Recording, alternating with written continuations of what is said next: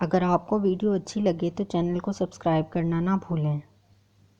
شوہر: یہ کیسی دال پکائی ہے؟ نہ نمک نہ مرچ، تم نہ سارا دن موبائل میں لگی رہتی ہو، کچھ پتہ ہی نہیں چلتا کہ کیا ڈالنا ہے کیا نہیں۔ بیوی: پہلے آپ موبائل سائڈ پر رکھ کر کھانا کھائیے، کب سے دیکھ رہی ہوں پانی میں ڈبو ڈبو کر روٹی کھا رہے ہیں۔ دبلے پتلے لوگوں کی آدھی سے زیادہ زندگی تو بس یہی جملہ سنتے ہوئے گزر جاتی ہے، کچھ کھایا پیا کرو۔ لوگوں کا رول: جیو اور جینے دو، میرا رول: سو جاؤ اور سونے دو۔ وہ مجھے بڑے فخر سے کہہ رہی تھی کہ مجھے کوئی اور مل گیا ہے، میں بھلا اسے کیسے بتاتا کہ دوسری آئی ڈی سے بھی میں ہی ہوں۔ میرا کزن کہہ رہا ہے تم مجھے فیس بک پر نہیں مل رہی، اب اسے کون بتائے، وہ مجھے پہلے ہی مل گیا تھا اور میں نے اسے بلاک کر دیا ہے۔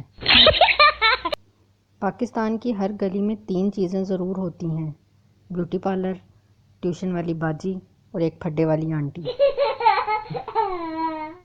ٹیچر: 2 میں سے 2 نکالے تو کیا بچا؟ پٹھان: ہم کو سوال سمجھ نہیں آیا۔ ٹیچر: تمہارے پاس 2 روٹیاں تھیں، تم نے ان کو کھا لیا، اب کیا بچا؟ پٹھان: سالن۔ تاریخ اٹھا کے دیکھ لیجئے، مجنوں، رانجھا، فرہاد، پنو، رومیو، ان سب نے شادی نہیں کی تھی، صرف فلرٹ ہی کیا تھا۔ پتلے لوگوں کا بھی عجیب مسئلہ ہے، فرش پر سو نہیں سکتے، اپنی ہڈیاں خود کو چبھتی رہتی ہیں۔